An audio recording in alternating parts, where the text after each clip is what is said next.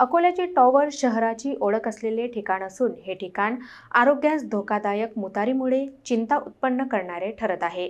Bank, विमा कर्मचारी व दुकानदारांचे ग्राहक धोके झेलत आहेत, मात्र महानगरपालिकेचे प्रशासन अद्याप निष्क्रिय आहे। अकोला शहराच्या हृदयस्थानी टॉवर चौकातील मुतारीची स्थिती गंभीर बनली आहे। या मुतारीभोवती असलेला कचरा व घाणे आजच्या काळात आरोग्यास गंभीर धोका निर्माण करत आहे।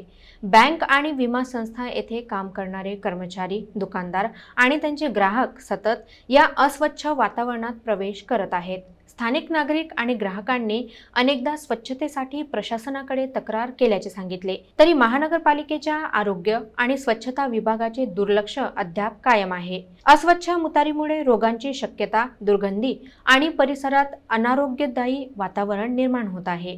विशेषज्ञांचे म्हणणे आहे की अशा सार्वजनिक ठिकाणी नियमित साफसफाई व निर्जंतुकीकरण अत्यावश्यक आहे। स्थानिक दुकानदार, कर्मचारी आणि नागरिक सुरक्षिततेच्या दृष्टीने सतर्क राहण्याची गरज आहे।